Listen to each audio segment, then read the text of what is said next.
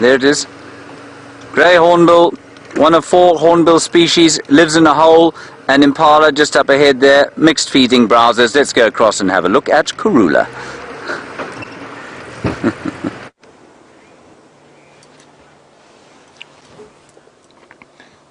So we managed to shoot round towards the Galago pan and we spotted her. She's just gone down to rest. I'm going to try sneak forward an inch. See if we can see her a bit better.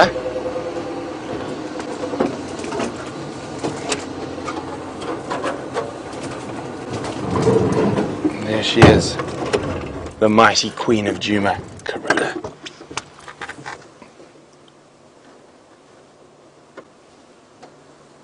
So she looks quite hungry, so she's hunting, she's taking advantage of the strong wind. Oh! Is that a thorn? Oh dear. Oh, it's just... I actually think it could be a bit of grass. No, it's a thorn. It's not stuck into her eye, it's stuck just to the left of her eye. Now, that type of injury, or to the right of her eye, so it's not actually doing any damage, it's just holding in the skin, and it'll probably fall out, and she'd probably scratch it out if it was causing her great discomfort. Now that type of injury normally happens when she's chasing after something at high speed.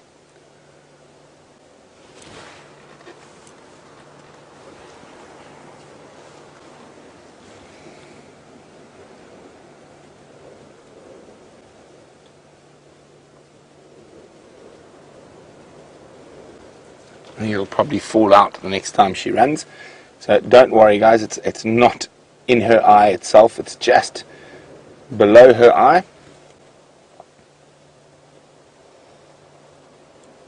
For a second I thought it might be a piece of a porcupine quill, but I don't think so.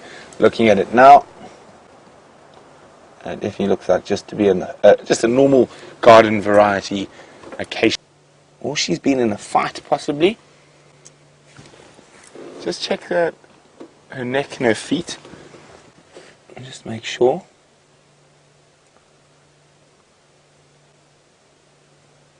So have a look if you can see any other protrusions. They don't look too serious. And of course on the camera they look a lot bigger than they are.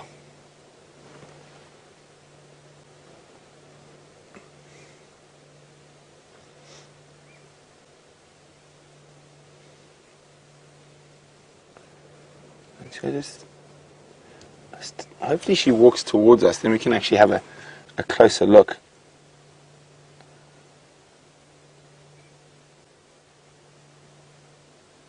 And where's the one? There we go. The one lower down in her face looks to be a bit deeper. As I said, it's probably from chasing something through thick bush and tackling it and then rolling around in a thorn thicket. Cecilia is wondering why doesn't she rub it out. Now, I'm trying to see how deep that one. So, oh, what's she seen? Now there's lots of little bushbuck and stuff here. Now the one down to the right on our screen, that looks like it'd be quite deep, or more difficult to get out. Yeah, it's definitely not a porcupine quill, it's definitely thorns. Let me get a photograph and then I can zoom it maybe a bit more. There we go. And see, it's not actually, I don't think it's causing it too much harm. I'm gonna have a quick look now. No, that was very silly.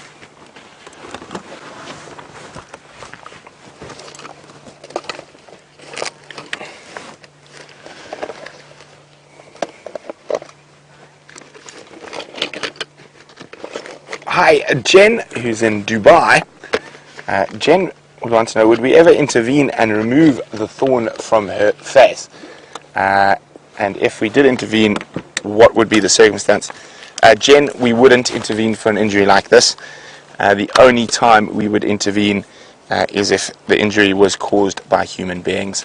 Natural injury, even though it might be quite sad and she might, in certain circumstances, perish from that injury, we still would not get involved, because this is the wild, and it is not our place to intervene in a perfect system. But we're going to sit here, see if she gets moving. While we do that, it seems like James is streaking ahead in the games, but we've got the queen, so I don't mind.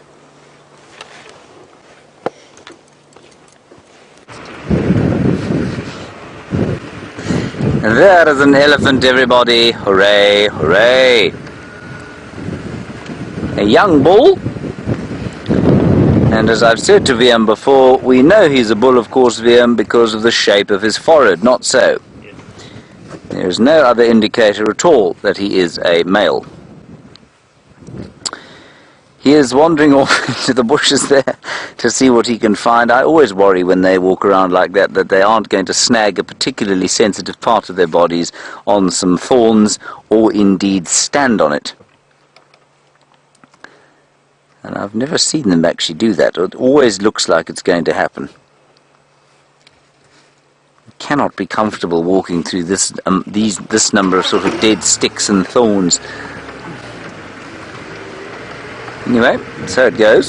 He's a young bull. I'd say he's about 25 years old.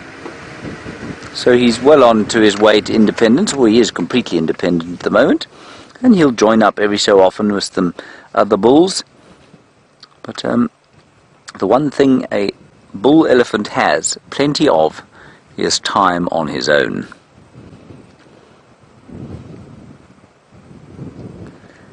Now, we can't go off-road to look at him, so let's just watch him a little bit longer, and then we're not too far from Red Dam. I wouldn't mind popping down there and just having a little look there on Arathusa. It's been quite a productive spot of late. Oh, he's coming back towards us. We're on the main boundary in our road now, everybody, between Arathusa and Djuma.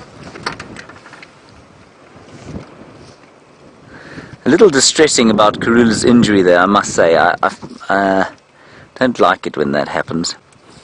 And I know many of you will be asking about whether or not we'd interfere. I don't know what Brent's told you. I imagine if it looked like it was getting infected and bad enough, we probably would actually dart her and just pull it out. I don't know that that's the case, though. I think the idea would very much be to let it be, though, because she'll probably get it out. Ah, there we are. Bit of a vandalism going on here. No, he's not much of a vandal, this elephant. That's good to know. He's now squeezing himself between the marula tree and that combretum. He's obviously got an itchy patch of skin. Don't you think the combination of that golden, it's goldy green, I suppose, that goldy green and grey is so lovely.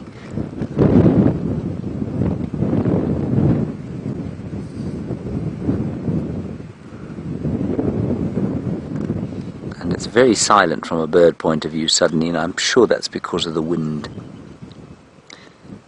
There we go, he's just turning into the sun and heading off towards the west. Isn't that a lovely colour? Very nice of him. That was highly artistic of you. Alright, let's go to Red Dam and see what's knocking about over there. Very nice elephant bull.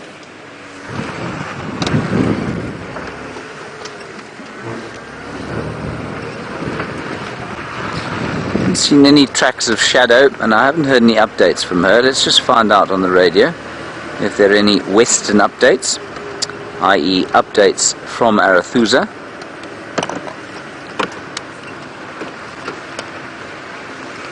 Good afternoon, stations, Arathusa. Any updates so far?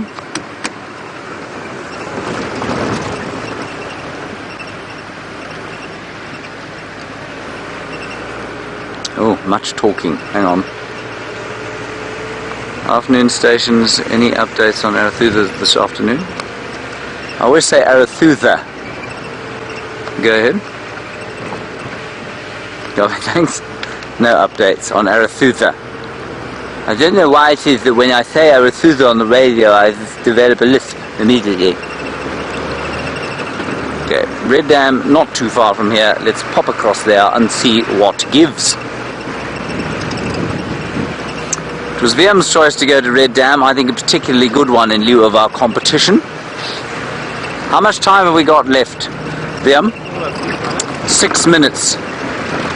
Oh, 5 minutes left, says Rebecca. The judge who's throwing prawns.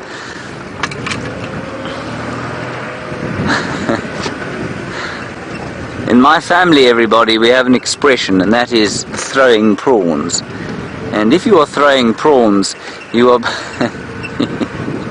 you are not paying attention to what's going on. And it comes from a time when, I don't know if anyone else will find this funny, many years ago we went out for dinner to supposedly this amazing restaurant in Kenton-on-Sea, or a little place next to Kenton-on-Sea called Bushman's River Mouth. Now, these are not sophisticated places, and therefore the reports of this amazing restaurant should have been taken with the proverbial spade load of salt. And indeed, as we waited 2.5 hours for our meal to arrive, the entire family, well, the adult portions thereof, we weren't very adult at the time, I think I was only about 12, and the adults got progressively more merry as the evening progressed, and we started describing these outlandish scenarios of the chef in the kitchen, deeply inebriated and flinging prawns, trying to hit the pot from the ground where he happened to be lying. And so it developed into this expression in the family that if someone is not paying attention or not doing what they're supposed to, they are throwing prawns. So Rebecca, that's where it comes from. I'm not for 1 second accusing you of any form of substance abuse. Have you had Kudu? Have we had Kudu? We haven't had Kudu. Have you got Kudu? Well done. Here's Kudu, everybody. Pass the termite mound. Why didn't you hit me on the back of the head?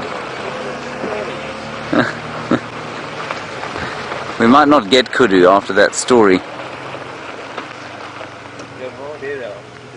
Shall I keep going?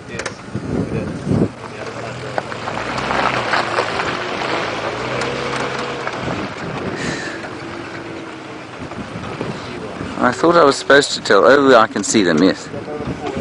Little fool? There we are, everybody. Kudu. Well done, VM. Thank you very much for that. We're nearly at the dam now.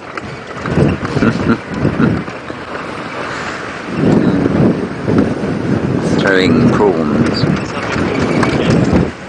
Something on the lens. Is there something on the lens? There is something on the lens, definitely, yes. I'm not sure that we can get it as a heartbeat species, though.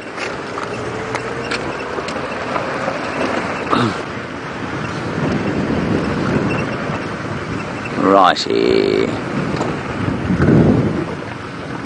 Oh, lovely smell of potato bush in the air, infused with that sweet scent of that knob thorn that's flowering next to Red Dam.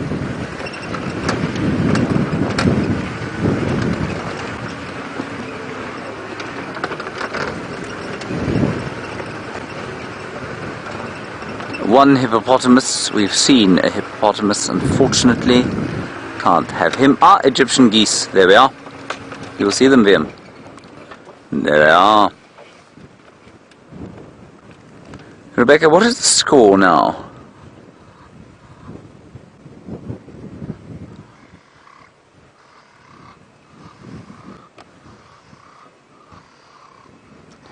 $37-27, everybody.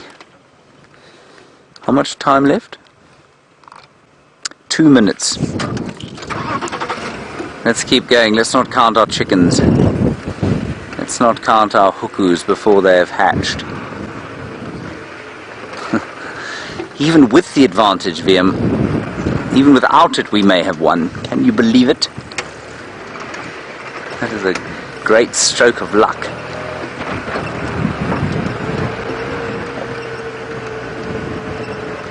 Rebecca, are you talking?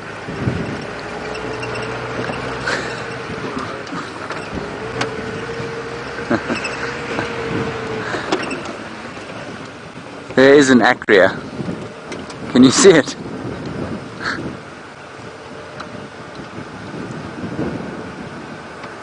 You got it there? There, we got it!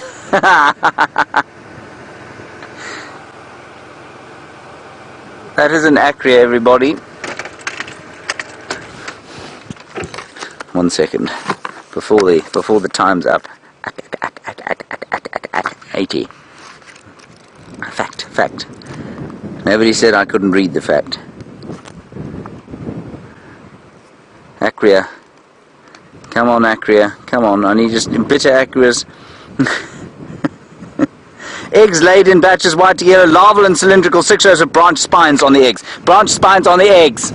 Branch spines on the eggs. Do I get it? 38 species. Vim, well done. Don't leave me hanging. Oh, we fist pump. Here we are. It will make up for my pathetic performance on the actual athletics field. Good.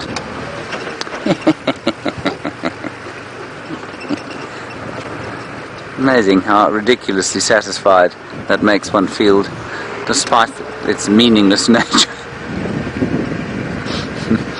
Anyway, so it goes. Do you think this is how Usain Bolt felt after he won the 100 meters? No, I think he was very tired. Do you think he was more tired than we are?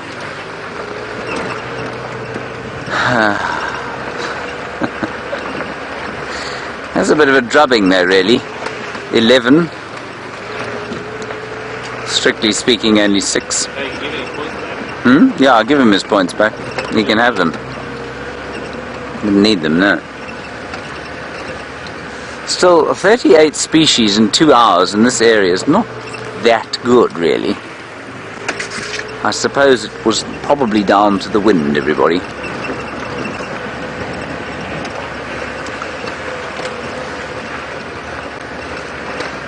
Right, we're going to head down south towards Knobthorn clearings.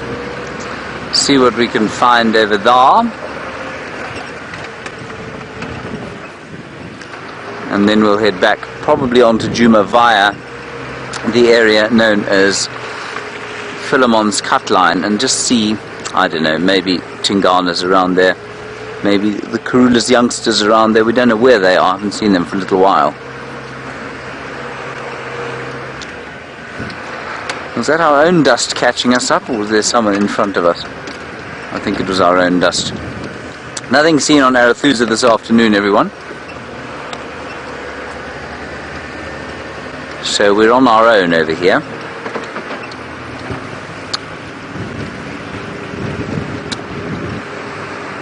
I think it's going to be quite an attractive sunset.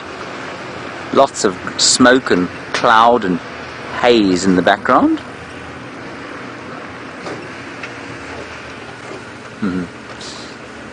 Hello Milan, you want to know if I have any favourite trees? I most certainly do have favourite trees, Milan. My favourite tree is something called a low-felt milkberry, and the reason it's my favourite tree is because it's got a nice fruit, A, and B, it looks like a sort of storybook tree. If they grow up for long enough, they look like something out of a magical sort of story, and that's why I really like them.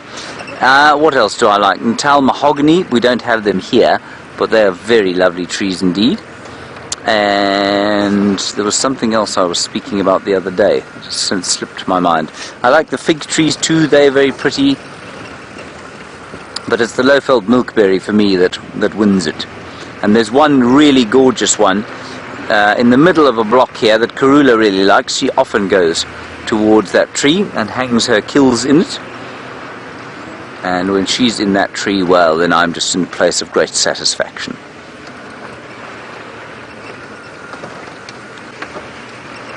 Now, I haven't heard any further reports of Shadow's cub, who was apparently seen on her own yesterday. That's Zara. Very odd indeed. And unfortunately, I think Zara, who's going to be 7 months old at the beginning of next month, that is probably too young for a leopard to become independent. It's not impossible. Nothing's impossible out here. But I think it's highly unlikely. So with any luck, Shadow won't fall pregnant this time round, this time that she's mating, and she'll give another 2 or 3 months to her female offspring, and maybe then Zara will survive. Much less chance of a male surviving from that age. So, and you know, it's quite interesting. Old Sindile was removed just shy of his first birthday. And oh, look at this beautiful bird. Look at it sitting there. I might even try and take a picture. And we didn't know if he was going to survive when he came back here after so long in rehab. Sindile was her Shadow's previous offspring, everyone. And somehow he's come back onto this reserve and he's managed to make it. You know, no one's taught him how to do anything. Nobody's explained to him where he may and may not go, or who the territorial males are. Nobody's taught him how to hunt. He's taught himself, and that's what leopards do. So if you do find a young leopard that has been semi-abandoned by its mother, if it's sufficiently old, and I guess 8 months is okay for a female, well then it might just survive. Very nice. We won't be giving any randomly stupid facts now, because obviously we're done with that game, which I won. Didn't we? No, we won. We won. Now I must just tell you that we are having the five-side chat, of course, today. And no, Rebecca, I'm not taking the glory for myself. I did remember eventually. There are 2 quite interesting things here. There's a squirrel on the top of that log and a dwarf mongoose. There's a dwarf mongoose there, and then up on the top a squirrel. Isn't that nice? Now, a dwarf mongoose is a little carnivore, and I reckon that enough of them would take on a squirrel and try and eat it. But the squirrel has absconded and run away. I wonder if it wasn't being hunted slightly by that dwarf mongoose. It's quite interesting.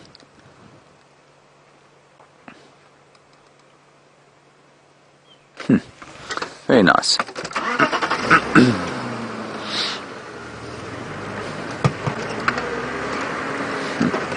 Where were you during the competition?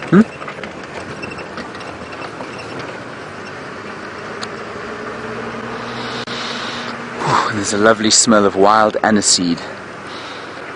It is such a nice smell. I love the little touches of smell that start to emerge as it gets a little bit warmer.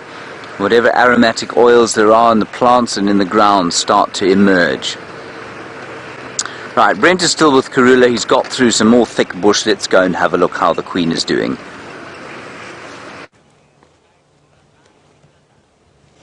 So there we go. She's across from a river system from us. Oh, it does look like she's heard something again, and she might get moving. There she is.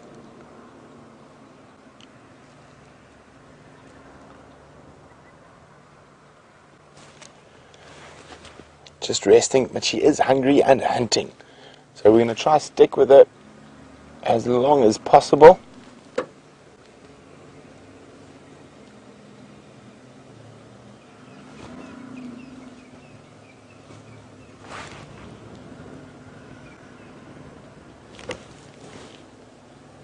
She's definitely going to get moving again shortly.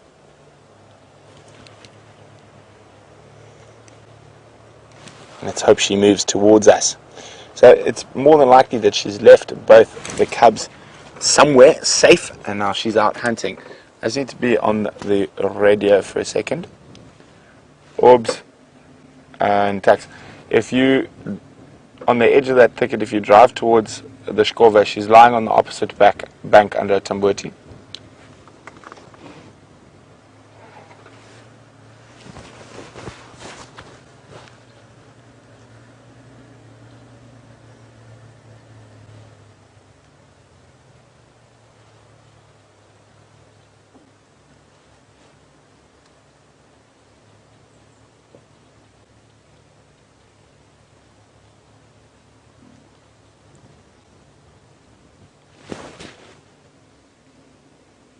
There we go, doing a bit of grooming.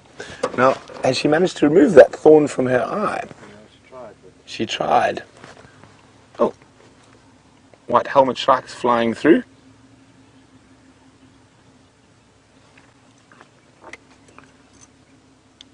Have you got visual there?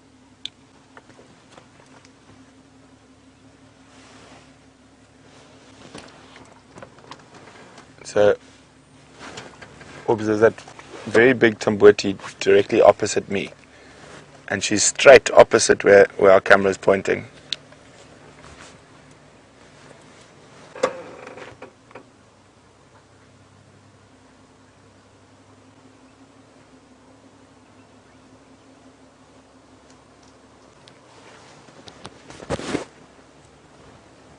Copy. She's on the southern side of the Shkova.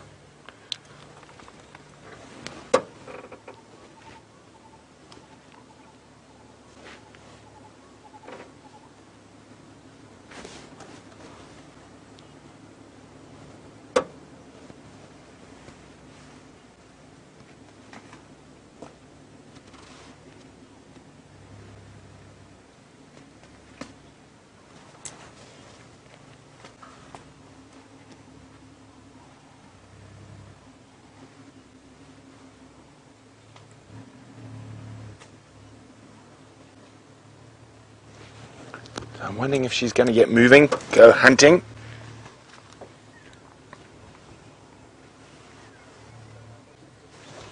I'm pretty sure she's going to keep moving. And she's just taking a little respite.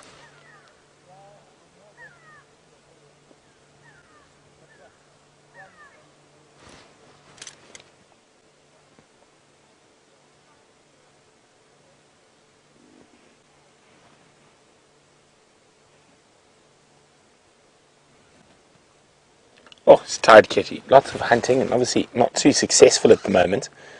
And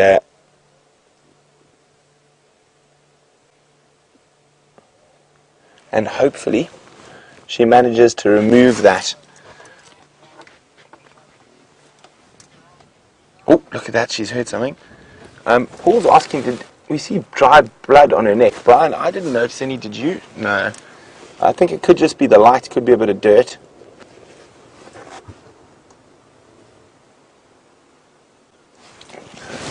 I can't see any dry blood. It's a possibility we might have missed it, Paul, but I didn't see any. She looks like she's heard something now.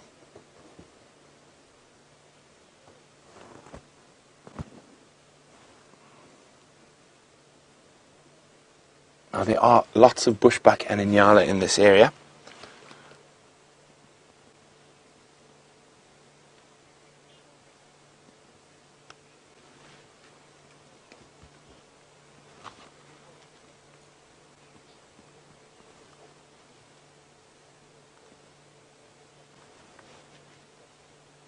Now, it wouldn't be incredible if she did manage to catch something this close to camp, and we'd have young Shungile and Hosanna literally on our doorstep. Wouldn't that be wonderful? Just so much better than ours.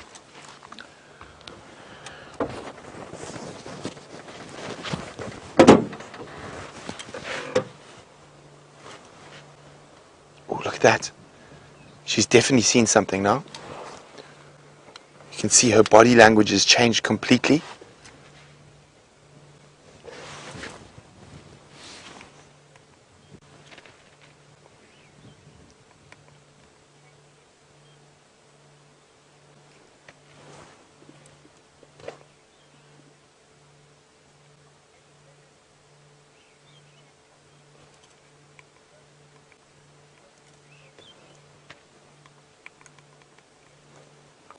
I'm just trying to look over my shoulder. I think I did see a bushbuck around here earlier. Maybe she spotted that bushbuck.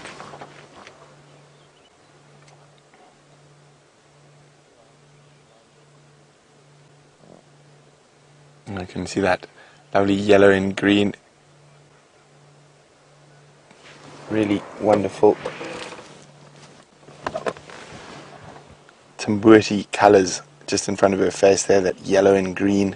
It's almost golden green. Oh, the wind's still blowing. It's going to be good hunting weather for her as it gets darker. Not to say she won't hunt during the day there. Ooh. definitely very interested in something. She's definitely spotted or heard something we can't see.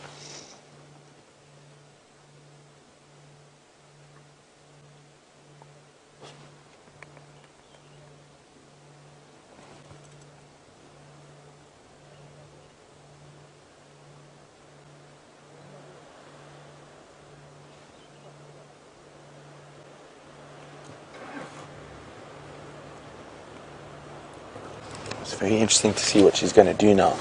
You can see how strong the wind is. Now, if a leopard's going to hunt in daylight and not be overcast, cloudy weather, a strong wind like this is ideal. It's going to mask the sound of her moving through the bush. It's going to affect the prey species' smell and hearing. Look, there she goes, there she goes. Whatever it is quite close. You can see how low she is to the ground. Brian, can you see anything behind us? This is so exciting. Look at that focus on her face.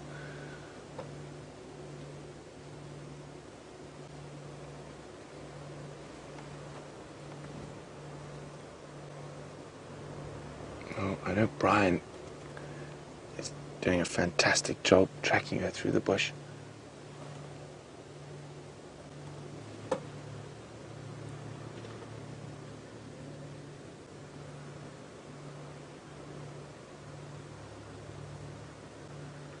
Look at this. Now, the way she's moving tells me that whatever she's stalking is very close. And she's moving an inch at a time. Look at those muscles. Look at that latent energy about to explode. I wish I could see what she was stalking. Whatever it is, it must be quite close. I'm just keeping peering back.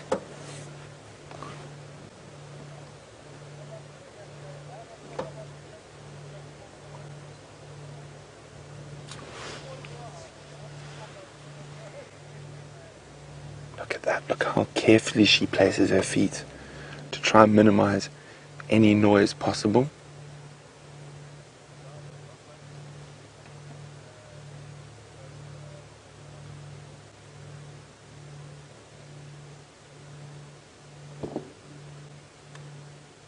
She's lying down again.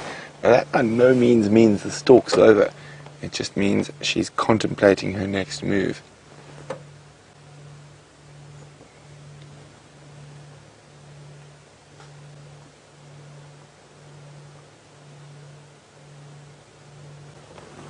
I'm just going to try to turn the vehicle around so I can see in the direction she's looking. Oh, sorry, Brian. A bit of a jumpy start there.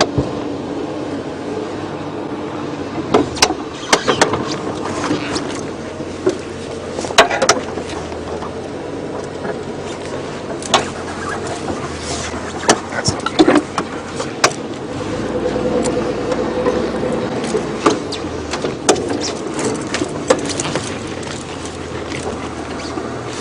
How much space we got, Brian? Not enough.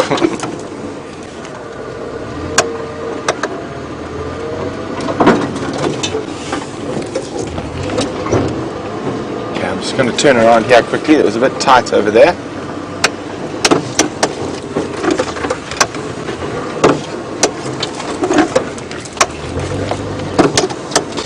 Remember, just a 25-point turn, but we should be back with her in a few seconds.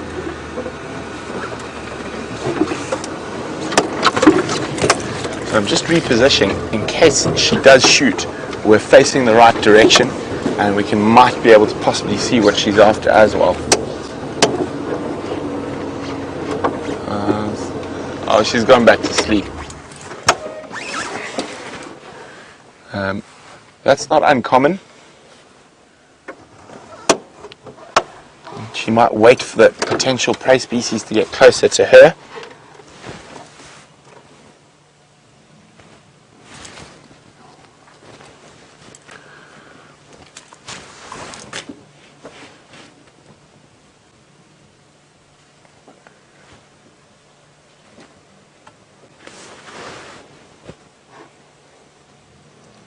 while the Queen is having a snooze, let's go see how James is doing.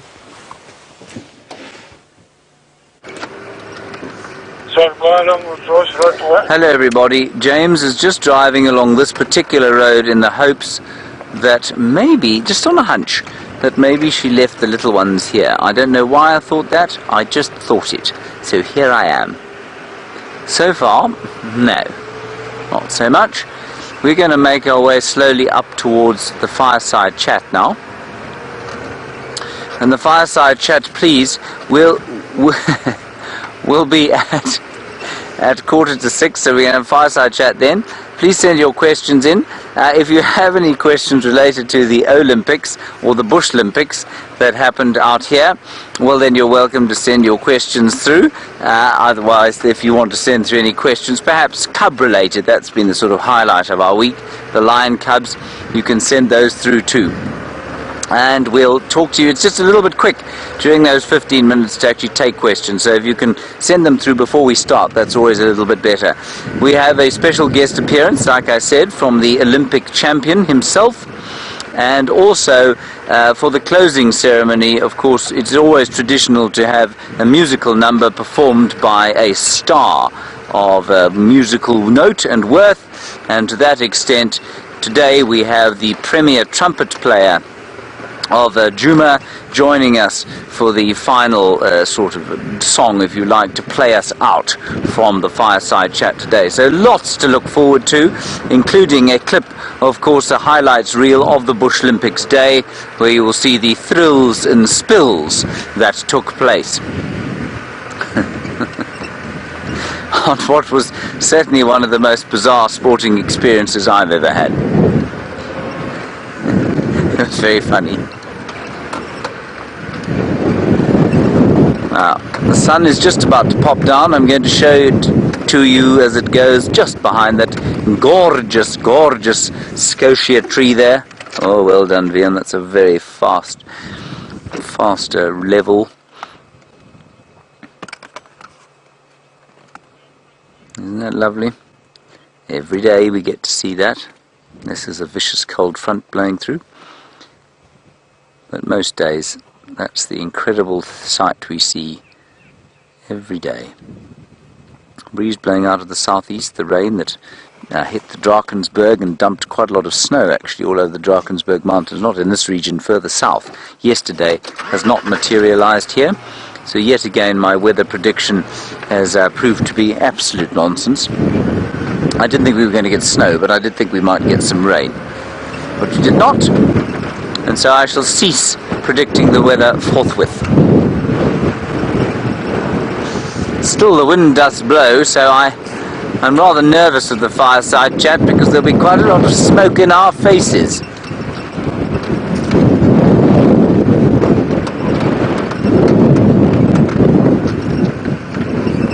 Safari Dean, you want to know how often a particular area, I didn't quite hear which area, gets tornadoes, typhoons and cyclones?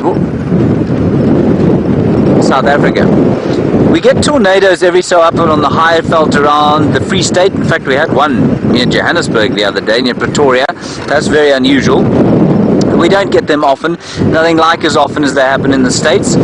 Cyclones that hit the Mozambican coast every year, but I mean, I don't know how it works with the hurricane season in the US, but it's the same kind of thing, same environmental conditions that cause cyclones. So some years we get lots, and some years none. South Africa doesn't get hit by them, unless they're particularly strong, and they come in off the Mozambican channel over Mozambique. That's what, if we get flooding in this area, it's normally caused by cyclones offshore off Mozambique. But off the actual South African coast, almost never do we get cyclones. It's a very nice question. A typhoon, I think, is a cyclone, isn't it? The same kind of thing, but in the South China Sea, if I'm not mistaken. South China Sea is typhoon, cyclone around this area in the Southern Ocean, and then a hurricane up in the Atlantic. I think that's how it works. My hunch that Karula's babies were stashed in that drainage line proved to be utterly false, like my hunch about the weather. But of course nothing can dull my spirits, as I was the victor today, with VM of course, the victoring team in the mammal and bird and heartbeat count. And lichen, of course. Let's not forget the one species of lichen that we got.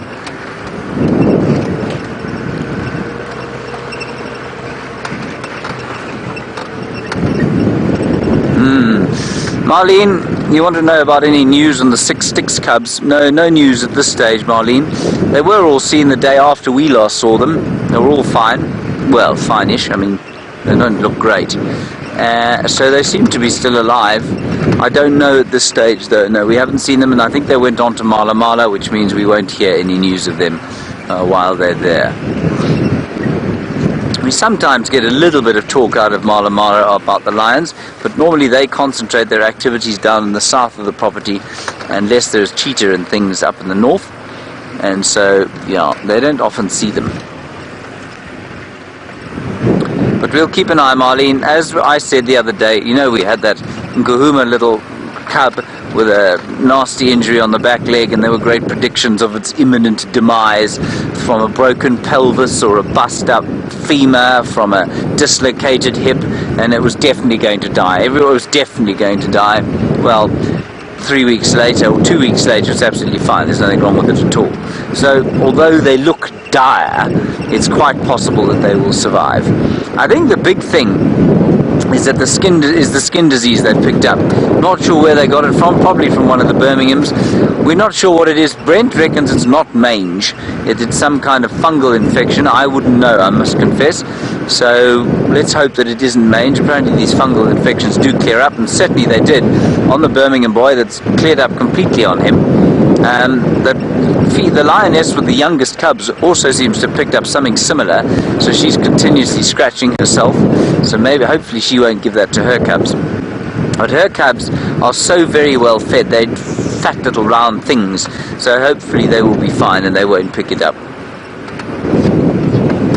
But I wouldn't surprise me at all to find that those Sticks cubs survived, so let's hope they do. We're heading to quarantine now, and we are going to go and join the fireside chat, and while we do that, enjoy the last 20 minutes or so with Karula.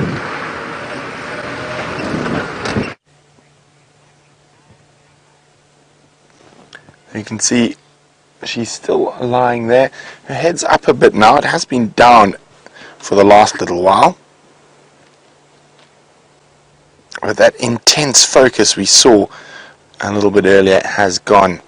So whatever it was has either moved further away from her, or she was listening and actually didn't see anything. But it just looked like, the way she was moving her body, that there was some potential or poor creature close by.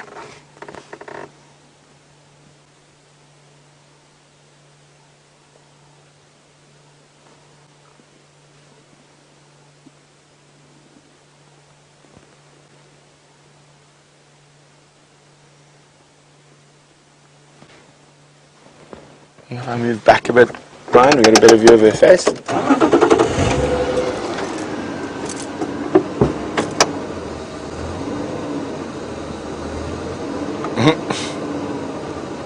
Oh, we got a... There we go. I think that's about as good as it gets here. She is in a very difficult area. I'm hoping she does get moving again. Hopefully to a slightly easier area to operate in. But knowing Karula, that's wishful thinking.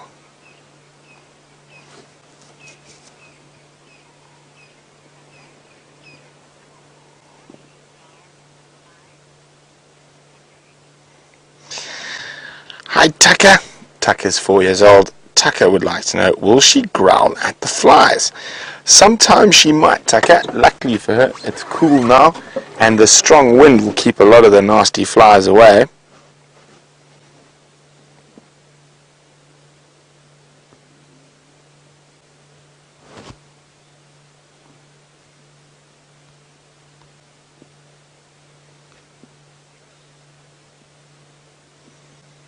She's definitely Still interested in something that's off to the north of us. Not as interested as she was a little bit earlier, but there is definitely interest. She keeps listening quite carefully in that area. There might be some Inyala up ahead. We can't see. All we can do is just make her out through the bush.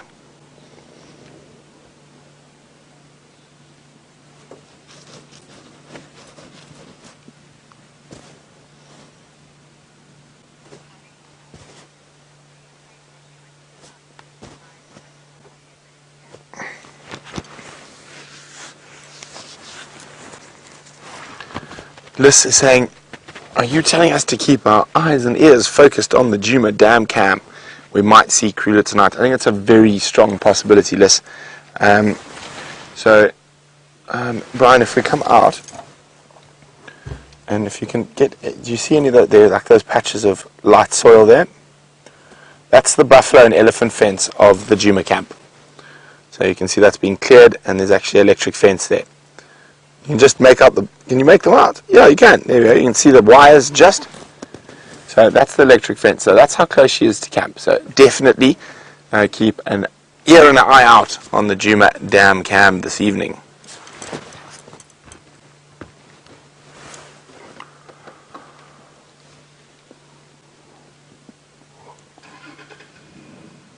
It's amazing how good that camouflage is.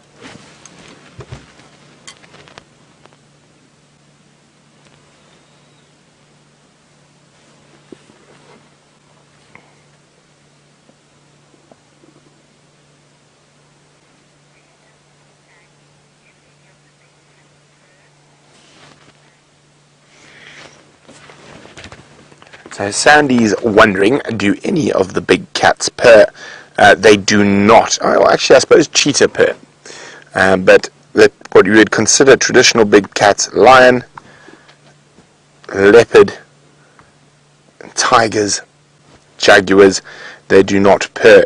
Now, there's a reason for this. It's called their hyoid apparatus. And fortunately, I think I have an example. While she's being still there. See. Okay. So, Sandy, this is the hyoid apparatus of a small cat, and the small cats are able to purr. Now, the hyoid apparatus is in the voice box, and it's a solid bone in small cats. Now, if we look at the hyoid apparatus of a big cat, that part that is solid in a small cat is elastic cartilage in a big cat. Now that enables them to roar, but it removes the ability to purr. So they can roar, but not purr. So there we go. I hope that helps explain that a little bit, Sandy. And she still hasn't moved, but her ears are still up. She's still listening, looking towards that northern area.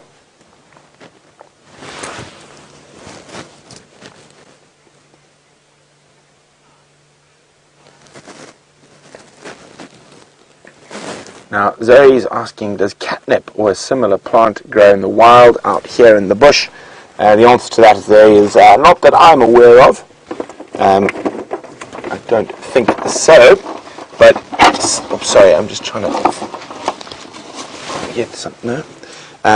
One thing that does attract leopards and lions and is used by scientific researchers when they place camera traps, they will spray a certain scent at that camera trap to get the leopard to spend more time in front of the camera trap. But it seems like leopards have very expensive taste, and the most successful scent to be used around a leopard to make a leopard stop and rub up against it is Chanel. So very expensive taste leopards. They've experienced with Calvin Klein, DKNY, all of them, but Chanel is the number one at getting leopards excited. So here, ladies, if you wear Chanel, I think it's number 5, you're channeling the inner leopard.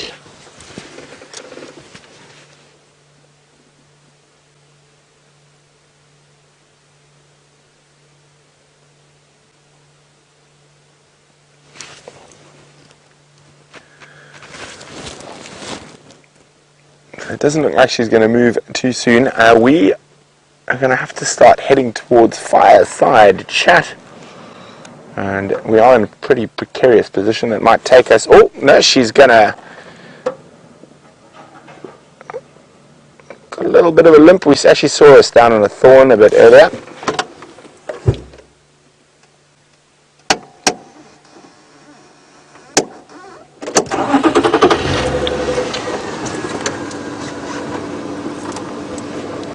Andrew, she's moving, moving sort of east.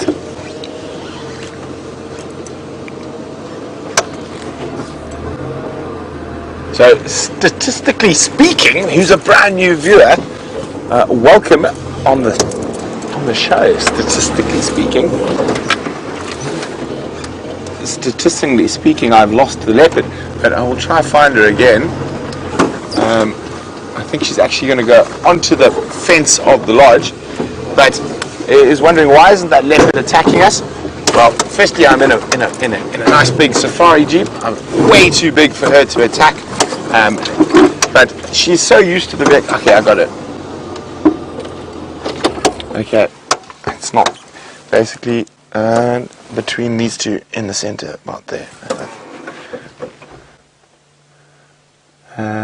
Higher on top of the bank. There. Can you believe that's a leopard? You see that rosette there? There we go. There she is. And as I said, this is a very difficult area. We're not going to be able to follow her through there, even if we wanted to.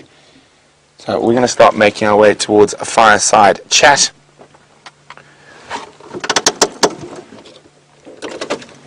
Unless she moves again. Doesn't look like it. So, as you can see, we've done some maneuvering to get into this position. Oopsie. Stump. Now, Michelle says maybe she's going to Fireside Chat. Wouldn't that be lovely, Michelle? To have Queen Karula join us on the fire. Oh, just gonna wait. We might lose signal here. Just waiting. We had a bit of a... We had to put the aerial down while we got through there. I can't remember how we did this, but I'm sure. I'm even quite impressed that we got through here. Okay. I think the best way is going to be to sneak through here. So we do apologize if we disappear for a second. It's just we've got to drop the aerial to get through some of these trees.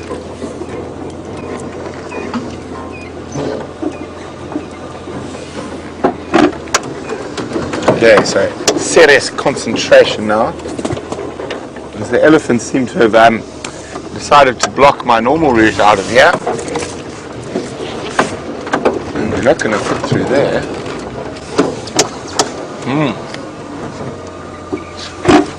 Oh, we have to go back up there.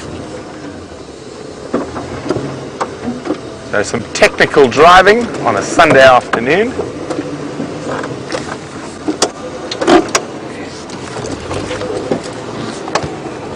Just keep checking to see if she doesn't pop up behind us. She's done that to us quite a few times.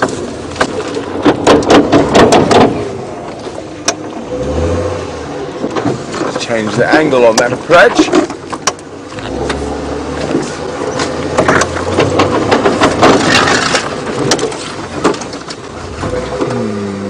Thornies.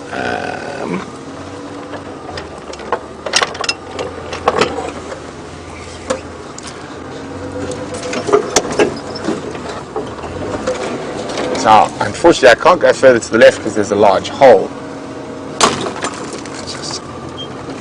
That's not going to work, is that one?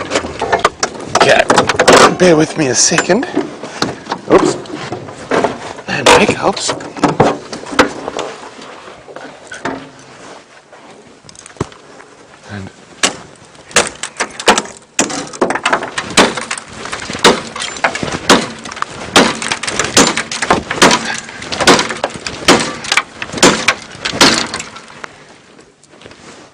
Did you see that? I was hitting here, but the whole tree is rotten from an elephant. and it all nearly fell over.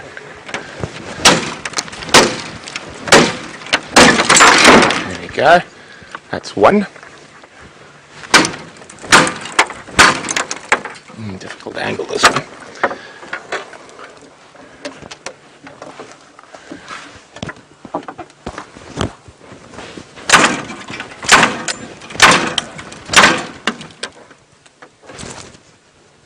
Yeah, they're barking. Bo, bo, bo. She just tried to catch a bushbuck. Sounds like she wasn't successful, unfortunately, for her.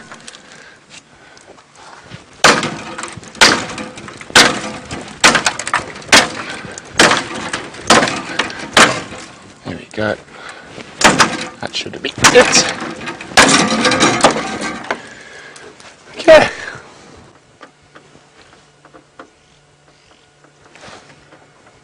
Afternoon workout over. But I just saw a bushbuck running away. Now I've actually been doing that to get out of an area before, and I've had a male leopard walk up to me and have a look at me while I was doing it.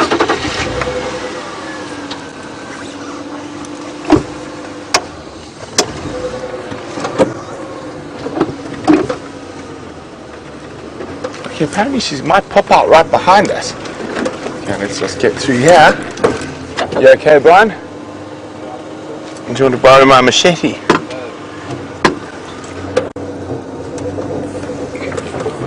Unfortunately, it's quite a steep dip there. I'm just going to hang on. I'm just going to move that thorn bush around the camera. See the thumb doing its work. Now, there's no freeloaders here on the vehicle.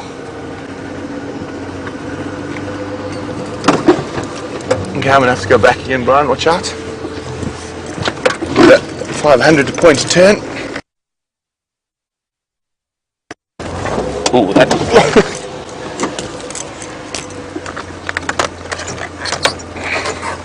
Now you can see these are really nasty thorns on here. It's hooked into the dash. There we go. Okay, don't jump up and hit me. You okay, Brian? Are you ready to move again?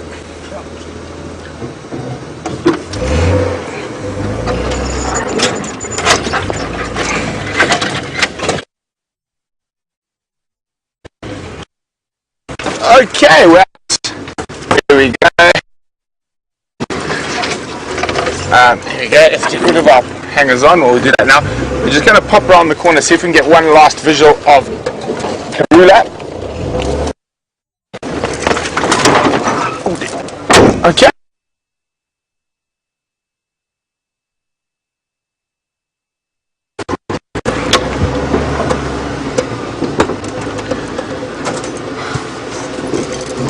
Why are you using signal all of a sudden?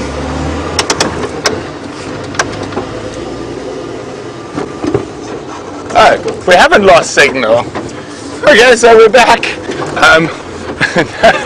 Sorry about that. And okay, we are going to see if we can see Karula popping out here. We can't, so we're going to shoot off to fireside chat. So let's go join James next to the fire.